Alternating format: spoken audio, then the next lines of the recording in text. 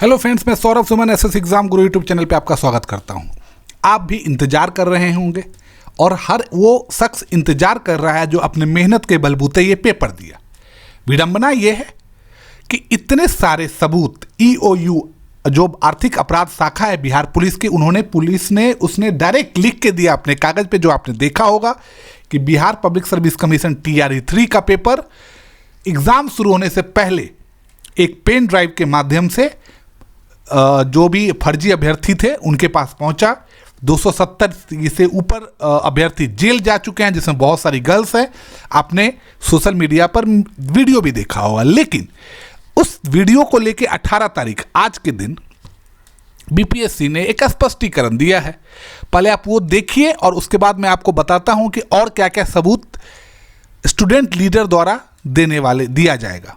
चलिए हम आपको पहले इनका स्पष्टीकरण बताते हैं और आप फिर देख के आपके मन में सवाल उठेंगे कि किसको बचाने की कोशिश की जा रही है या इनको क्या चाहिए, ठोस में, तरल में, गैस में, इनको किस रूप से सबूत चाहिए।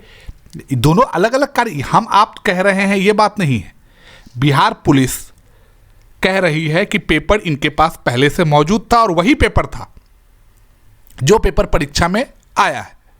लेकिन अब देखिए इनकी तरह इनका वो भी लेट से खुल रहा था। अब चलिए देखते हैं, हम आपको मेन पॉइंट बताते हैं कि लीक का आर्थिक और साइबर अपराध विभाग द्वारा प्रतिवेदन उपलब्ध करवाया गया।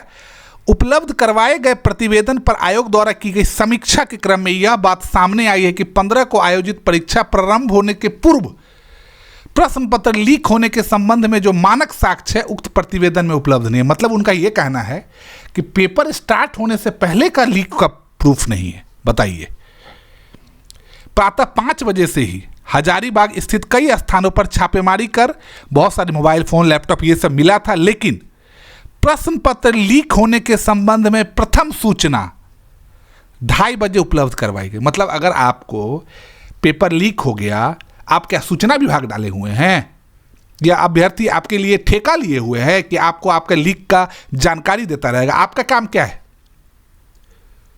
आप वो कंट्रोल रूम क्या बनाए हुए थे? तो उनका यह कहना है कि अभी तक हमको ठोस साक्ष्य नहीं मिला है।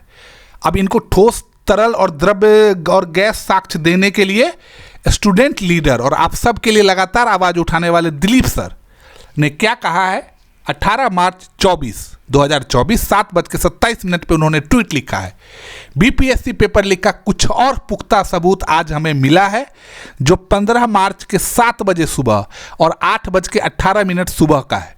अब बताइए, कोई पेपर 8:18 पे शुरू हुआ था, 7 बजे शुरू हुआ था, इसका मतलब है पेपर लीक था और 100% पेपर लीक है। और इससे सिर्फ ये पेपर लीक की बात नहीं है, बात यहां तक यह है कि क्या ऐसा कांड TRE-2 में भी हुआ था क्या? लेकिन आज तक आप कभी किंग पिन को पकड़े, बड़े कैसे पेपर आउट हो गया, इसको किसने, मेन अफसर कौन था उस पेपर आउट में, आज तक आप उसका नाम नहीं सुने होंगे। अब ये पेपर की बात बता रहा हूं, न्यूज़पेपर में आया, कोई विशाल है, विजेंद्र है, इसमें इन लोगों ने पेपर किया है। ग्रामीण कार्य विभाग मतलब सरकारी विभाग के अकाउंटेंट ने पेपर लीक करवाया, जेल से छूट भी गया। भारत में बाकी चीज़ पर कानून ऐसा टाइट रहेगा कि जेल से नहीं निकलेगा, लेकिन कोई विशाल कुमार के गिरोह ने ऐसा पेपर लीक करवाया और दावा के साथ मैं ये कह रहा हूं, अगर कड़ी पूछताछ हुई तो TRE-1 और 2 के भी इनके ये जो आदमी की मिली भगत मिलेगी। बिहार पुलिस जबरदस्त काम कर रही है, उनकी तारीफ होनी चाहिए। उन्होंने एक SIT भी बना दिया है और वो सब छोड़ेंगे तो नहीं, ऐसा है। लेकिन अब जिम्मेवारी किसकी है? अब जिम्मेवारी है BPSC की। यहां देखिए क्या लिखा हुआ न्यूज़पेपर पर, भर्ती परीक्षा से एक दिन पहले लीक हो गया। अब एक दिन पहले, और वहां दोपहर आपने न्यूज़ देखा, उनका प्रेस रिलीज देखा 2:30 बजे। अब कौन समझाए? इसमें लिखा गया है, हम लोग अपने मन से बोलेंगे तो बोला जाएगा कि यूट्यूबर्स व्यू के लिए कर रहा है। अरे भापना व्यू अपने पास रखिए, हम तो बच्चों की जो सही मांग है वो उठा रहे हैं। क्या TRE-2 में हम लोगों ने ये बात कहा था या किसी ने भी? कि पेपर लीक हुआ? नहीं। अतुल प्रसाद सर की हम लोग चाहे कितनी भी बुराई कर ले सप्लीमेंट्री रिजल्ट को लेके, लेकिन अतुल प्रसाद सर ने पेपर तो अच्छे से ले लिया। और यहां पे तो नाक का सवाल बना दिया गया कि अरे हमारे अगर एग्जाम रद्द हुआ, अरे भाई एग्जाम रद्द होना ही चाहिए। ये तो इतने पकड़े गए, कितना पेपर इधर उधर हुआ होगा। अब ये देख लीजिए कितने में बिके थे पेपर, आपको अभी पता चलेगा। अभी देखिए 10 लाख में पेपर बिके थे। पेन ड्राइव में 14 मार्च को मिल गए थे प्रश्न पत्र। अब बताइए मतलब ये पेन ड्राइव में आया कहां से, किस अफसर की मिली भगत थी? क्योंकि बीपीएससी हम जैसे आम आदमी के पास तो क्वेश्चन पेपर प्रिंट करने के लिए, टाइप करने के लिए देता नहीं है। कहां से हुआ ये कभी नहीं पकड़े जाएंगे। आप देख लीजिएगा, छुटका मुटका को पकड़ाया जाएगा और बाकी 13 को ही ईओयू को गोपनीय सूचना मिल गई और ईओयू ने जबरदस्त काम किया। करबिगहिया जो पटना में है वहां से जो शुरुआत की उसने पकड़ने की, तो उसने हजारीबाग पहुंच के हजारीबाग पुलिस के सहयोग से 313 अभ्यर्थी को धर लिया है।